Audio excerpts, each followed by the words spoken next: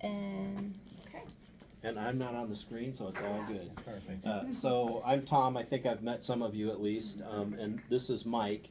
And we're both clinical educators. He is a neonatal specialist. So we have 6 of you? Eight. Eight Well, of you? one has transferred over, but 7. So several across the country, and they specialize in neonatal ventilation and monitoring and that kind of stuff. So he's here making sure I don't lie to you, and then we're going to kind of tag team a little bit. So what I'm going to take you through is the neonatal SST. Judy did say that you've all done it, but I want to make sure because it is a little different. Okay, well, good. Then I'm glad we're doing it. So we'll go through that because it is a little different from the adult one, and it's critically important that you get the numbers correct and that we do that correctly, because that is what calibrates this ventilator and allows you to deliver an accurate tidal volume with a neonate. So we'll do that first. Then I'm going to take you through just setting up an invasive patient, just kind of what some general settings might be for you. And then I'm going to turn it over to Mike, and he's going to cover really what we're here for, which is you guys are now being asked to do some non-invasive ventilation. So he's going to take you through how to set this thing up non-invasively for your patients, and he might even touch on a new piece of software that we have that makes it even a little better for non-invasive ventilation. Okay, so that's where we're going to start. All right, so let's set this up and do the SST. Now, are you aware that any ventilator, there's a little blue sticker on the front of it, and this one says universal, right? So that means that this ventilator has neonatal through adult software on it. You might have some, I don't know. Yes, this one, for instance, says peds adult. So that one does not have neonatal software on it. That's a good point. So it's important that you make sure you grab the correct ventilator if you need to ventilate a neonatal patient. Just make sure on the front that it says universal, and then you're good to go, okay? Now, has everybody changed the door and the filter from the adult door and filter to the neonates? Okay, so let me show you that first. All right. Looks like they have a pretty good mix of people. Yeah, so they're going to have to... Here, I've got an extra door, Tom. All right. You want to just show it? Or? Yeah, do you have an adult one? No. No, you just got, I'll just take it out. Okay. So, if you open this latch, right, the door opens, and that's where you would take the filter out and change the filter. But if this had an adult door on it, the door actually comes right off. Oh my goodness. Judy, your phone's broken. No, you're not supposed to say a word. Tom did it. Jesus. So, let me grab this one. I think they're open in the NICU. Oh, okay.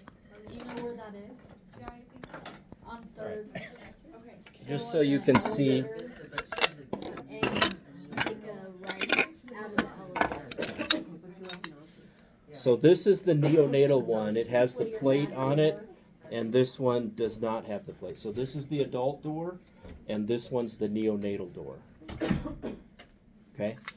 So you want to take the adult filter and door off, grab the neonatal door, stick the filter in it, and then these 2 tabs right here slide over the silver tabs down here. So it just slides straight down on there. Close the door and the latch, and then you're going to hook up your circuit. And we don't need this. You don't need that. All right, then we're going to run the SST. So uncap it just like the adult one. Turn the ventilator on. Wait 17.5 hours and it will turn on.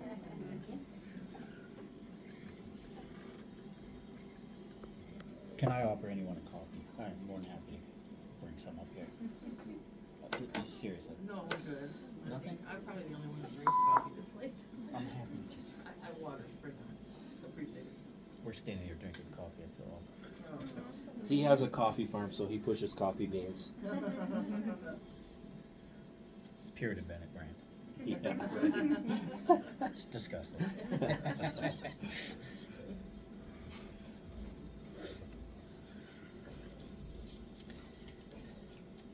How often do you have babies in the NICU? Quite often anymore, but not on vents. Not We don't keep them. not critical. Yeah, she was saying that maybe 24 hours at most with a tube, and if it's that long out, they go. Yeah, Yeah, I don't even. maybe. Yeah. Okay, so select SST, run all, and accept. So here's the first critical step. So right now this one is set up correctly because it's a neonatal ventilator. But if it were an adult one, you would probably have it set up like that, right? Okay. So two important things. Obviously select neonatal, still have a heated expiratory tube, but the volume for neonates is 550. Yeah, there you go. Okay. Do you know why that number is different? And it's kind of counterintuitive because it's actually higher than the adult one, which makes me kind of scratch my head sometimes. So do you know why it's different? No, it's not the leak compensation. It has everything to do with the heater. Okay? So we know that when you test the ventilator, you're going to do it with the heater off and there's not going to be any water in it. But when you use it, you're going to put water in it and you're going to turn it on and it's going to heat up to body temperature. So that changes the density and the humidity of the gas because we're heating it up and putting water in it. And so in order for the spirometry to be correct on the expiratory side, ideally we would like to have you put water in here, turn it on, warm it up, and then test it hot. But that's not going to happen. So what our engineers did was they tested all the heaters, all the different brands, and found out exactly how much volume is in there when it's up to temperature with water in it. And it turns out for F and P, that number is 550. Okay? And then what you'll notice is when we do the SST, we're going to bypass the heater and we're going to do the whole entire SST test without the heater in line.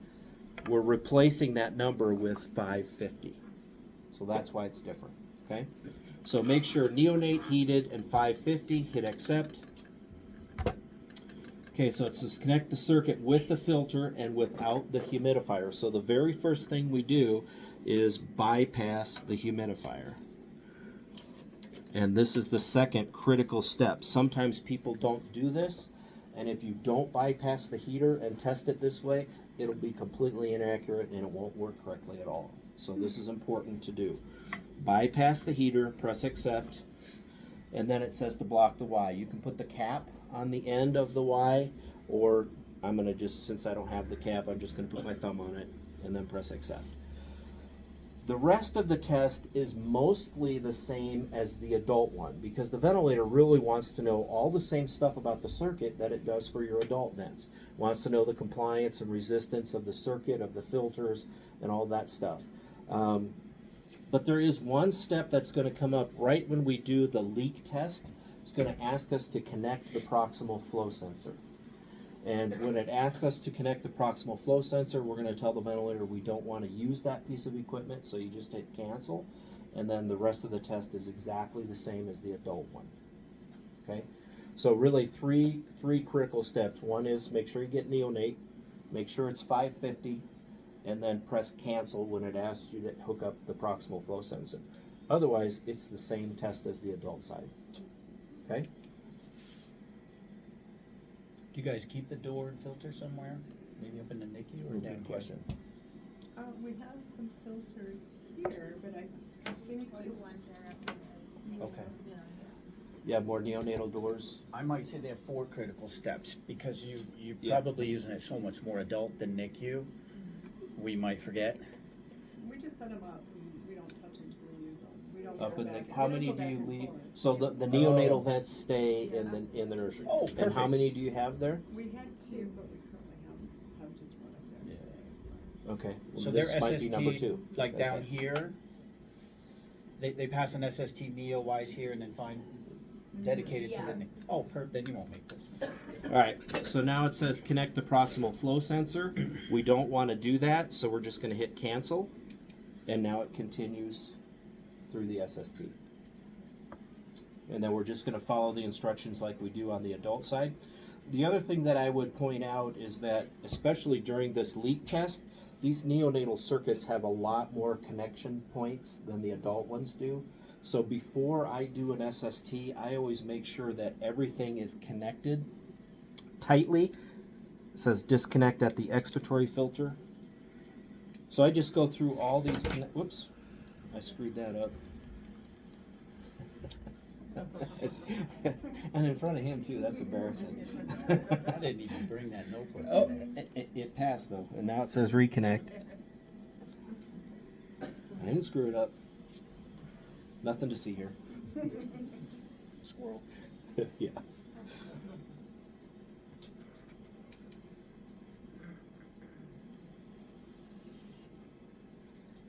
Unblock the Y.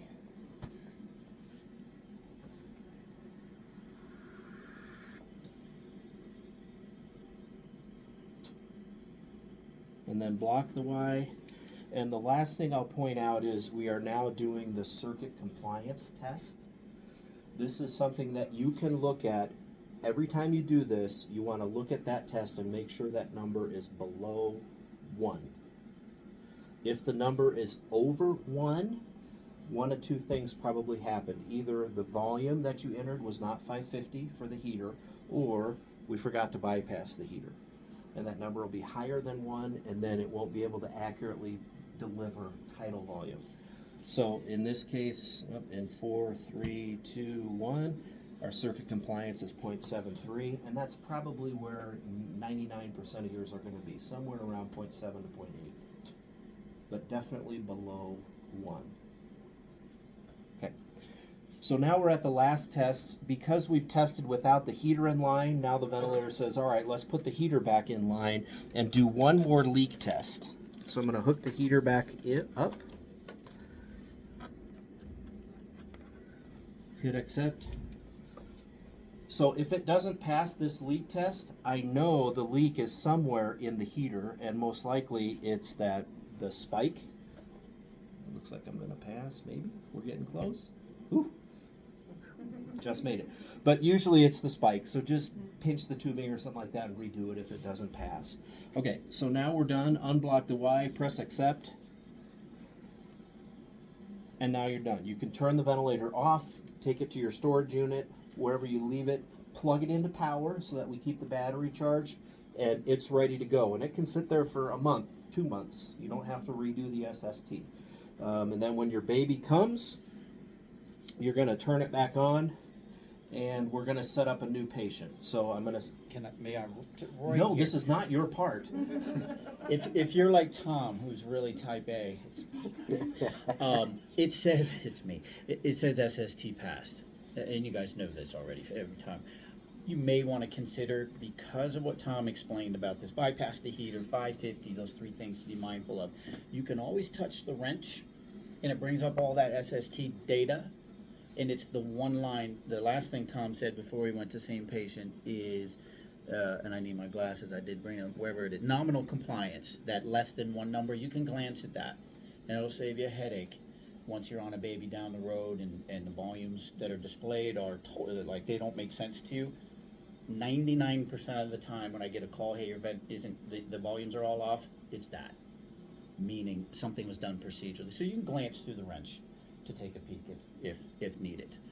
Or when on patient, pull up wrench, and it's almost always that. So would it need to be SST again? Yes. If that number, that nominal compliance number, as Tom said, less than 1.8 is tasty. Anything lower than 0.8, nice job. You know what Tom just showed you. Then it's a redo. It's a redo, definitely. Yep. All right, so we're going to set up a new patient. So this is a new baby coming in. We're selecting new baby, and we're going to put in the weight. On adults, we like ideal body weight. On the baby, it's what their weight is. Nurses generally know that right away because they need it to give medications. So just ask how much does the baby weigh, dial it in. We're going to say we have a 1.5 kilo baby. Okay, is that fair? Okay. And then all your settings pop up on the screen. And I was told that typically you ventilate with pressure control. Is that correct? Okay. So we're going to set it up in pressure control and use SIMV or assist control. SIMV, so that's what we'll do. Is this So, a Neo related hang tag, isn't it? Does it stay with the Neo vent? Sure looks Neo to me. yeah. Little eye times. Yeah. So invasive SIMV pressure control, all of that stuff is going to come up right where you want it. All right. So now we've got our settings down here to deal with, and it picks some settings based off the body weight we dialed in, and you can literally put in the body weight, press accept, and you're off and running. It'll be almost exactly where you want it. Typically on babies, the rate is somewhere between 20 and 30-ish, just depends. So set that wherever you need to. Maybe we'll go 24. Our PIP. So let's talk about that for a second. So how do your docs order that number, or what are they looking for? Are they looking for the peak pressure, or do they order the pressure to be set? Okay. So that makes it imperative that you communicate with the physician to make sure that you're talking the same language, right? Because what our ventilator is going to do is it's going to start wherever you set PEEP and go up, in this case, 15 centimeters above PEEP. So if my PEEP is at 5, which typically we like PEEP for 5, right, to start with, so my PIP is going to be 20. So just double check with the doc and make sure that you're speaking the same language so there's no confusion. And this happens all over the place. I mean, it really is something that RT and docs have had to negotiate for a long time. And some ventilators work differently. So ours starts at PEEP and goes up from there. Okay? So right now we're on 20 over 5. What do we do with eye times? They've got 'em. I'm looking at this hang tag. What you're covering is you're walking right down the line. That It looks probably like came from me last time I was in here. So yeah, there's all kinds of spelling errors. I think it yeah, was. no. I didn't make the document, but the information came. It says from snow me. trigger. Is that Yeah. float trigger? Flow trigger. It says eye time 0.35 to 0.5. Yeah, Does that sound and right? that's probably pretty good for a starting 0.4 is point. pretty common. Yep. Do we use pressure support? Okay, so we'll just leave it at 0 then. And then flow triggering defaults to 0.5. I would just leave it there for now until you get your patient on the ventilator, and then you can assess, does it look like the baby's trying to trigger and not getting breaths? Or on the other hand, does it look like maybe we have some auto triggering going on, which we shouldn't because of our leak software, which we'll talk about in a second. And then FiO2 defaults to 40%. I'm just going to turn it down to 21, but set it wherever you need to. Okay. eSense. Do we know what eSense does? That's tough. Nope. Well, wait. What do you mean by cuff thing? Like if they are cuffless or have a cuff. To terminate. Oh, as they grow or something. Both of you got it. Yeah. Yes, you got I it. think So- I'm picking up what like a leak. Yeah. If there's an uncuffed, the leak and the breath never stops. Yeah. Is what I'm sensing. And you're right. It's Oh. determination. Good for you. What's up, Okay. My mind shut off when you went to leak and I stopped paying attention. My bad. So eSense controls pressure support, right? And it tells pressure support when to stop pushing. So this is true for neonates, pediatrics, and adults. It's the way pressure support works. Ours defaults to 25%. So if we had pressure support of 5, when the baby takes a breath in, the ventilator turns on with 5 centimeters of pressure. The pressure in the baby's lungs is less than the pressure from the ventilator, so flow moves from the ventilator to the baby's lungs. So we have a peak flow, and then when the lungs fill up with air, those pressures start to equalize, flow slows down. When flow gets to 25% of peak flow, it stops inspiration and allows the baby to exhale, or the adult. It works on both. So the default for that is 25. If we're not using pressure support, not really a big deal, but this is what terminates the inspiratory phase of ventilation for pressure support, eSense. And then that's rise time. Do you fiddle with rise time at all? Do you look at that? Okay, so we can look at that when we get the baby on. When I put this test lung on, we'll look at it and I'll kind of show you what you need to do to adjust that. But for now, those two defaults for eSense of 25 and rise time of 50, I would leave them there. Those are things that you're going to adjust later and it's to really kind of fine tune the ventilator. So right away we don't need to adjust them. Fair enough? All right. So we've got our settings in. I'm just going to get the alarms out of the way so we don't have to deal with those while we're talking. I don't recommend doing this for your baby. All right. So here's my baby. Kind of thin. Unlike its daddy. All right. Yep. So now we're set up and we're ventilating. And I noticed when I turned this ventilator on, we already have right here in the middle your cc's per kilo. If you're using pressure control, this is a very important number to monitor. Okay? So how many cc's per kilo do we like to have when we ventilate babies? Yeah. There's a range. There's a range. 4 to 6. 4 to 6. What do we like for adults? 6 to 8. So it's the same deal. It's just a little bit smaller for babies. One of the worst things, well, two bad things we can do for a baby is overventilate them, stretch their lungs out too far, right? Too much pressure, too much volume, and over-oxygenate them. Always, always, always better to underdo a baby and then work your way up rather than overshoot the baby and have to work your way down, because then the damage is already done. So this is a critical number. I'm glad to see this here. And that's something you want to look at immediately when you put the baby on the ventilator, because you have no idea with that pressure that we chose how much volume you're going to be delivering to the baby. And so we're looking 4 to 6 mLs per kilo. So we're at 6.3 right now, which is a little bit high. So what would you do? Turn the pressure down. Yep. So maybe we turn this down to 13 or 12. Let's go with 12. And let's see if we can get that number under 6. That's what we'd like to do. I'm much happier with that than I am with 6.3. Yep. So that's the first thing we want to do. When we put the baby on, auscultate, obviously make sure the tube's in the right place, all that kind of stuff. But then immediately I want to make sure I'm not overventilating the baby. So make sure we have that pressure down between 4 to 6 mLs per kilo. And then now we can start looking at some of the other things to make the baby a little more comfortable, maybe more optimally ventilate baby. Okay, so I told you we defaulted rise time to 50%. That used to be, you guys have newer software, that used to be 70%. So we left it at 70 on the adult side, but for the neonates we dropped it down to 50 because we found we were actually being a little aggressive on how quickly we're getting up to pressure. So that's what this parameter does, is it tells the ventilator, all right, I know you want me to go 12 centimeters above PEEP, but how fast do you want me to do that? Do you want me to get there immediately, or can I take my time and get there in 3.5 seconds or 0.35 seconds and take my time to get there? So that's what that number does, is it tells the ventilator, how fast do you want me to go? Okay? And what we want to look at is the pressure time curve. So when we're ventilating with pressure ventilation, we like to see a square waveform without a bump on the front of it.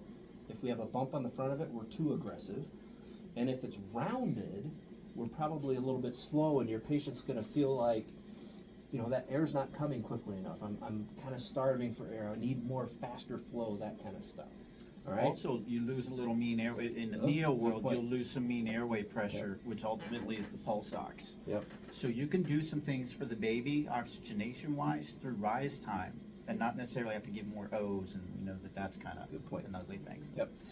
So what I like to do, because my eyes are old and I don't see very well anymore, is I want to bring just this graph up on the screen by itself. So do you know how to do that? There's 2 ways. 3 ways to do it, actually. Yeah, I've got my glasses on, so and still my eyes are terrible. There's really 3 ways to do this, but the easiest way is just double tap on it, and it pulls just that one up on the screen. Okay, and then if you double tap, sends it back. Or there's a little box in the upper right hand corner. Sometimes the double tap I get a little frustrated with, because if you tap too fast or too slow, it doesn't, you have to do it at the right speed, and sometimes I don't get that right all the time. So you can use this little box in the upper right hand corner. So if I touch that box, it does the same thing as a double tap. Okay. So now what I want to do is I have a sweep speed of 12 seconds. So I've got 1, 2, 3, 4, 5 breaths on the screen. I want to lengthen that out a little bit so I can see it better. So I'm going to change the sweep speed so I can see what's going on with my pressure curve. So what do you think about that pressure curve? Do you think it's too, is our rise time too fast, too slow, or does it look just right? Yeah, it might be. It looks like it might be a little too aggressive because I've got a little bump on the front of there, don't I? On this test lung in this certain situation, it looks like maybe I'm a little bit too aggressive. So let's turn this down.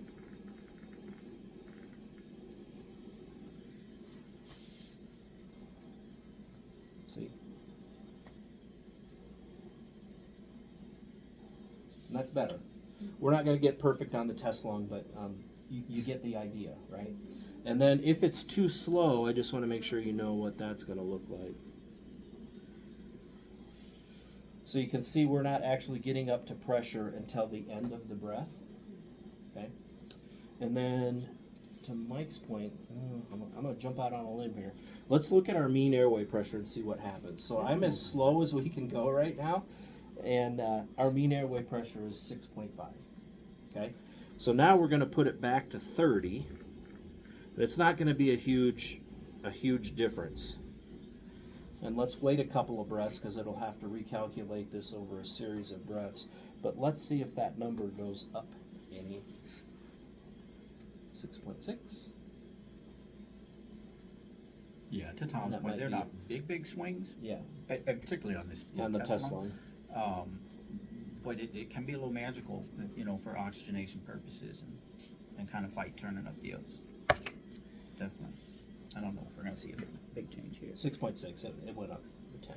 So you get the idea. All right. So any questions about setting up a baby on invasive ventilator, doing the SST, any other just general ventilation questions for me?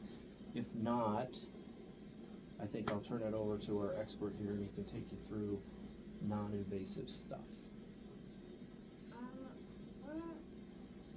Why would you not use pressure support if the baby's like doing okay taking breaths? Mm-hmm. So that's really going to depend, and I'll attempt to answer it, and then if I say something incorrectly or Mike wants to add to it, I'll certainly have him do that. So, to me, it depends on the clinical situation. So sometimes we use pressure support to help the patient take an appropriate sized breath, right? So if they're breathing at 2 mLs per kilo and we really want them to take a little deeper breath than that, then we add pressure support till they get up to 4 or 5 mLs per kilo. The other reason that we like SIMV is that can help control, if the baby starts running away in assist control, they might blow off too much CO2, so we switch them over to SIMV. And then if your baby is strong enough, they might be able to breathe on their own and don't require the pressure. Yeah, you're on it. I mean, I'll add one wrinkle, which haven't met your providers up in your NICU. So this will sound a little strange. It'll come down to, are the providers aware that the baby can even access pressure support? Because not every vent allows that. And I'm talking about prox flow vents, right? When those things aren't pristine, there's a droplet on it or surfactant or crud, the vet has a hard time hearing baby, triggering. And so you have some clinicians out there who are like, does the baby trigger their breaths? Don't they trigger the breaths? If they are of the opinion that the vent doesn't allow triggering, then you'll typically see the vent set with kind of higher rates because they want the vent to do all the work for the baby. This vent is going to allow triggering invasively, and you're going to see it non-invasively too, which is hopefully a big reveal for some of your providers. And so anytime if the baby's strong enough, we can let the baby trigger breaths and flow cycle. I'm going to show you eSense a little bit more if you don't mind. Flow cycle, so that the baby owns their eye time and it's not always 0.35 or wherever we're set. That's always a benefit to the baby. It's just more comfortable. And it's a little less air trapping and things like that. So it'll come down to a physician preference. I suspect, I also am looking at this card, I keep referring to it, it's here very clearly. You're to target 4 to 6 mLs, and it looks like pressure support of 8's included in the SIMB. So it's probably gonna be there, but I just wanna prepare you guys for either how to justify it, leaving it there, and what it's doing for the kiddo. And what I've seen is it really depends on who's writing the orders and what their preferences are. Sometimes they prefer a pressure support of 8 on all their babies, Yeah. and then sometimes they don't. And so it really depends on the physician or the NNP that you're working with. And again, that's a good conversation for you to have with them when you put the baby on. If they don't have pressure support and you notice they have just these little guppy breaths, maybe they need some support there. And you can suggest that and show it to them. So it's really going to be a case-by-case basis and a physician-by-physician basis as to whether or not you use pressure support. Looks like it's here, but certainly, as to Tom's point, we're beating it up, but you can advocate for it, and SIMV is SIMV, right? There's Yep. something synchronized in there, and it is the pressure support typically. Do you mind if I double down on eSense and pressure support? Maybe I'll Just to, because it's I'll turn the stage over to Mr. Brad at The this point in stage. time. I've already started the drawing, so if you can just kind of glance over here. So that eSense, that 25%, the termination thing on all ventilators, right? They're called many things. On a servo, it's inspiratory cycle off. Termination sensitivity on other vents, we call it eSense. So eSense on this vent is directly affecting pressure support and only, right? The other breaths are mandatory, and those are all 0.35. You got that. So I just want to draw it just to drive the point home because it's a pretty cool feature. eSense is a flow cycler for the pressure support breath. So eSense, this is why I'm overdoing it, eSense actually controls inspiratory time. How's that? Because pressure support, right, and I know this is a little goofy, but patient triggers, flow is released from a ventilator. There's peak flow, and there's a number associated with it. And we're in NEO, I'm just going to call it 10. You'll never need to remember this, what I'm doing right here, but I just want you to know there's a peak flow that the vent knows just left. Tom told you that as the lungs fill up, flow slows down. That's Brownian movement, molecules, and all that good stuff we learned a million years ago. As flow slows down, it has to slow down to a switch for the vent to say, and now you can exhale. So it's actually a pretty fixed thing for patients. This is true of neopeds adults. You can make patients more comfortable by spinning eSense. So flow slows down to 25% of what peak flow was initially. Now baby gets to exhale, and there's an I time associated with it. Hooray. If for any reason we need a shorter or longer I time, you play with eSense. And one of the biggest things that guides you to whether you even need to do anything about it or not is usually a bump on the expiratory flow, time curve below baseline.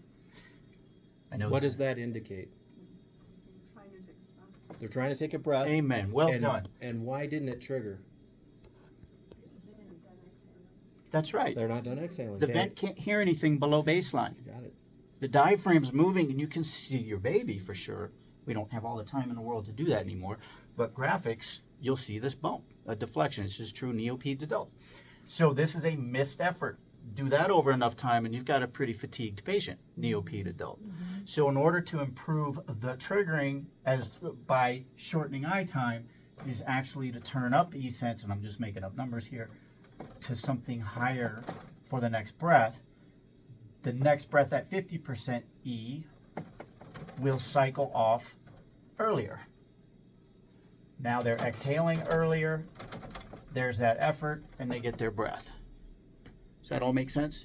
So eSense is our magic to kind of allow for better triggering and just a more comfortable patient. So you had talked about, Judy had talked about, you guys have Isync for adults now. That's what Isync takes care of. So flow triggering only looks at flow when the patient inhales, Yeah. but it only looks at flow after they get to baseline 0. So if you have a COPD patient that is trying to take a breath and they have auto PEEP, the vent is not even looking for a breath until they get back up to 0.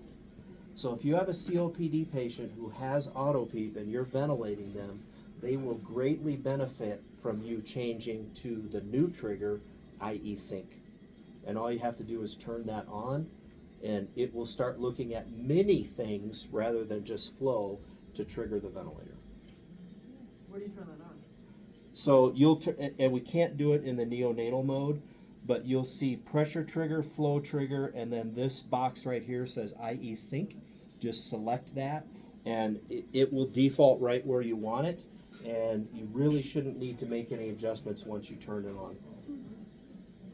The vent can hear the patient So below that could baseline. benefit all patients more or less. I mean, definitely COPD. Particularly with auto PEEP, you won't see much difference between flow triggering and Isync if auto PEEP is not present. They really trigger very similarly. And yes, you could use it on all patients, but where you're going to see a difference is in the presence of auto PEEP. That's when you want to turn Isync on. And Isync is only available for spontaneous modes of ventilation. So if you're in assist control, Isync is not there. Okay? Yeah. Sorry. Yeah, it's great for pressure support. Yep. Tube comp. Okay, that was a great segue to bring in Isync on that. Yeah. Okay, non-invasive. This is a fantastic non-invasive machine, primarily because of its leak compensation. Okay, so leaks are not always a bad thing, but they are to a ventilator, but not to the patient. So all I've done is I've turned the stopcock so the thing will leak a little bit. Uncuffed tube, and definitely, this is the land of leaks when we go non-invasive. Leaks aren't bad, and there are some interfaces where, you know what, we want a leak. I don't want to upsize and gorilla nose the poor baby and skin. So, hey, vent, if you can behave in the presence of a leak, well, all the more better, usually, for a patient. So leak sync is always on. We call it leak sync. It's the leak compensation. It's always on. You see this little LS when the vent is spun as a neo. You don't even have to think about it. It's always on. That's cool. It will keep the machine synchronous. A lot less auto trigger, almost none, and a lot less of that miss trigger because the machine can take leak flow and compartmentalize it. And the machine says, "I know what's leaking. Let me make sure I deliver an accurate breath, and I know what's there, and I know it went to the baby." That's super slang, but that's what this is doing, and it's doing it really, really fast. So you're protected with leak sync, which means let's extubate the baby. I'm going to put it in standby for a second. Nice work, kiddo. We're going to put you on prongs now. For your F&P, and I asked her, you're primarily the flexi trunk, is that right? No ram cannula or the older Hudson? Okay, perfect. So you know that the Y comes off. You're going to connect to your trunk like so. You guys know I'm beating this up. I don't own anything on the prong part. Pick your size and, size accordingly. The vent. I better confirm standby. So you're going to go back into the vent setup button. We are not invasive. We're non-invasive now. You have different flavors with which to deliver the breath. AC. Again, I get a little slang. It's just to prong ventilate. Everything's coming from the machine. Patient, you can trigger breaths, which I'm telling you right now, your providers are like, wait, what? Wait, what? I guarantee that. And the patient can just trigger more of the mandatory or the I-time breath, right? You could do SIMV, and I'm really hoping your providers go, wait, what? The pressure support thing? Yes, because this vent doesn't use one of those prox flows that has to get out of there when you go on prongs. Those vents, that's their Achilles. Trust me, there's Achilles here too. I'm not trying to crap on everybody. But this vent can trigger non-invasively. And we're going to prove it to you in 2 seconds. So you're probably going to NIV, SIMV. You could do pure spot, which is a little, if I get too slang, just say, hey, clarify that. Side papish. There's no rate. Baby's going to get a pip, then a peep, and you got to trigger everything. And if she doesn't, then you know that you guys are programming an apnea breath in the background. And there's a clock associated with how long are we going to tolerate apneic episodes or no triggering, and then the vent steps in, right? And you know that 2 successive breaths, the vent bails out of apnea, says, okay, you're on your own again.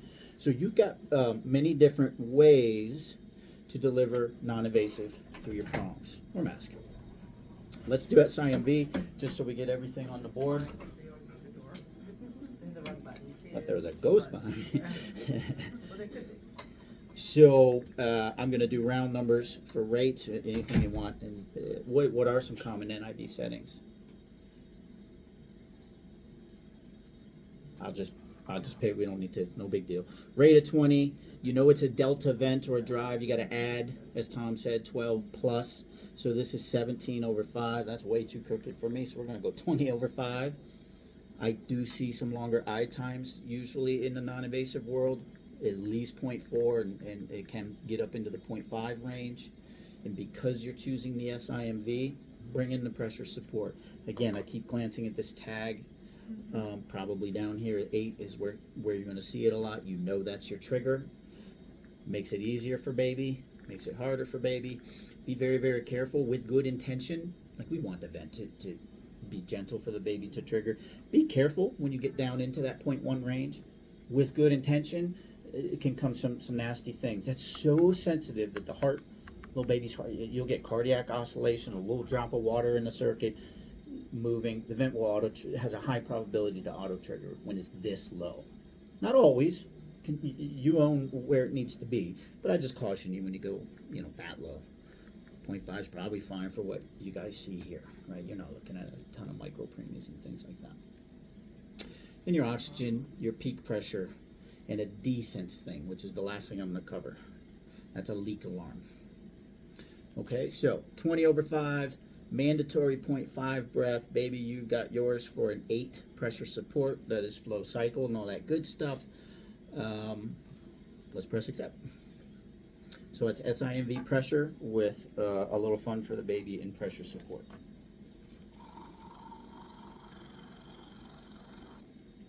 I brought those glasses for a reason. I have hit a particular number and I can't see anymore.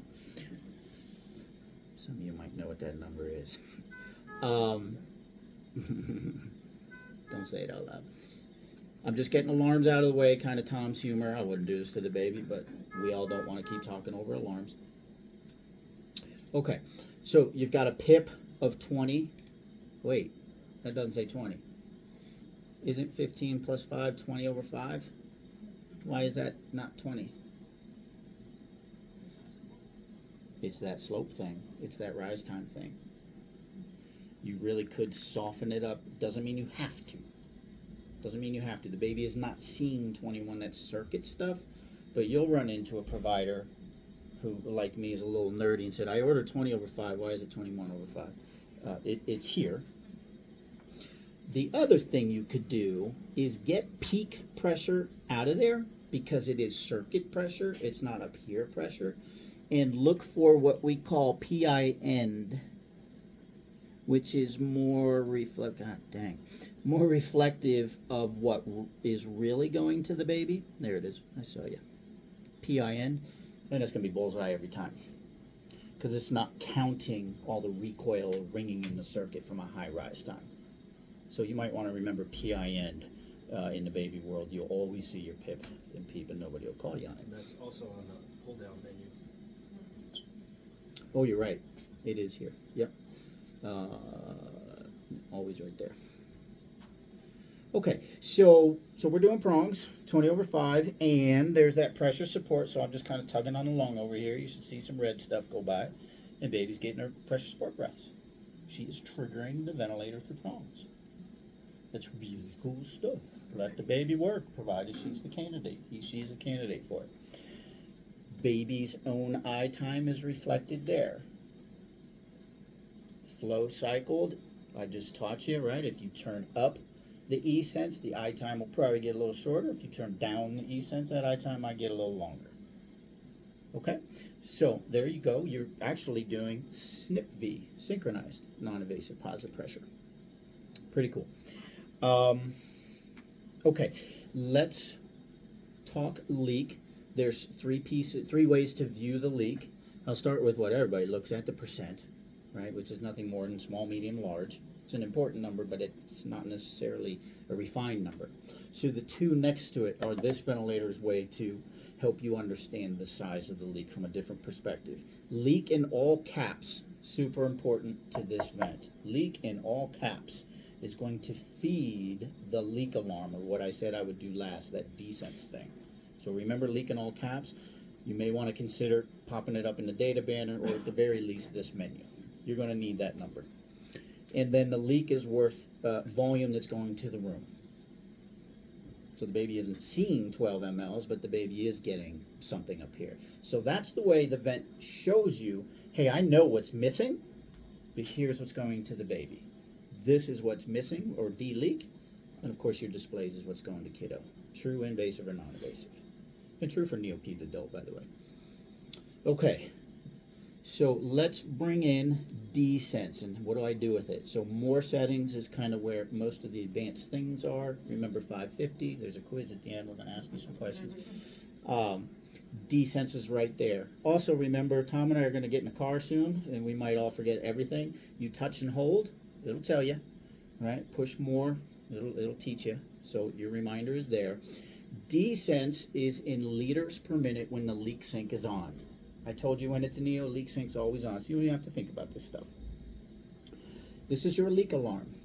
If the leak rate ever, so prongs are out, and why do they always end up here? I do not know. If the leak is ever larger, so I'm going to try to do a couple things at once. Leak in all caps is the number I'm referring to, because that is a liter per minute, is ever larger than that Desense setting, then the machine says, I don't know what's going on out there, I'm going to call a disconnect and you come over and figure it out. So I'm going to turn down Desense for a second just to show you.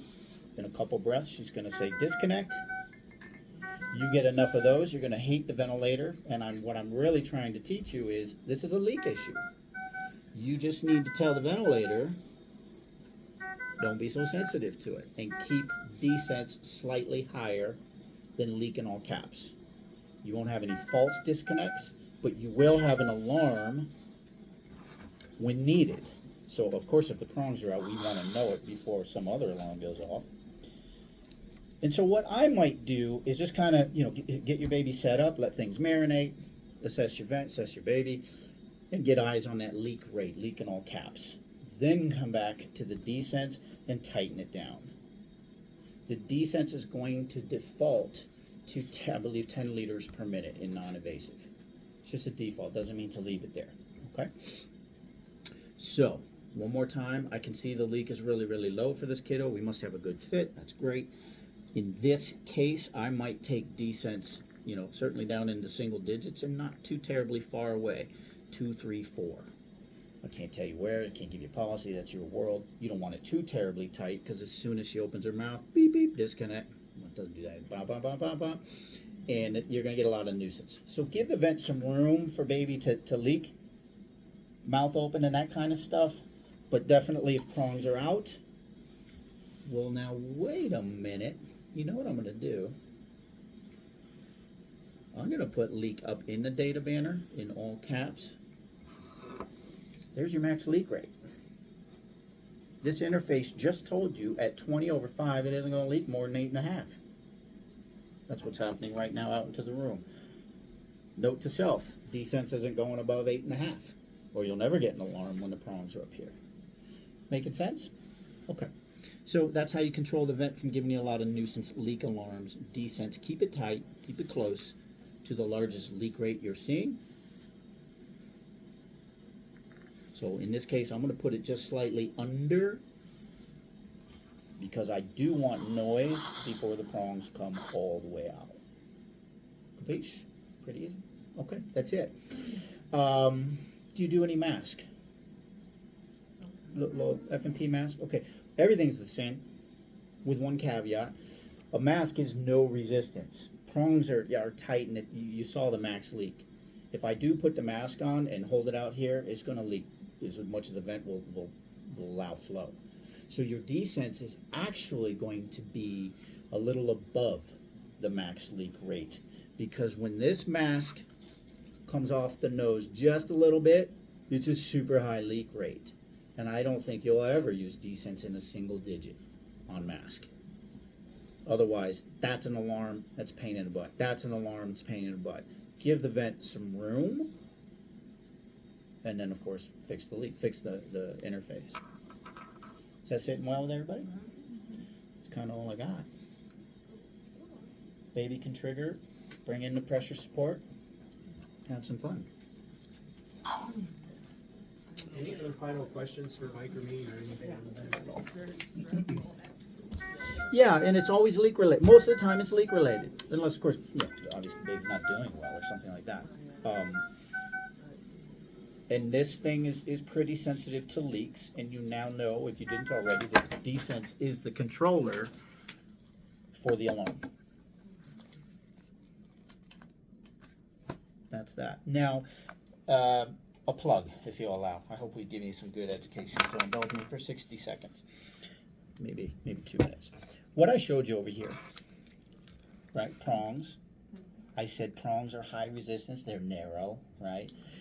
Have you ever wondered, when that vent is set on 20/5 or whatever the pressures are, have you ever wondered, is my baby getting 20/5?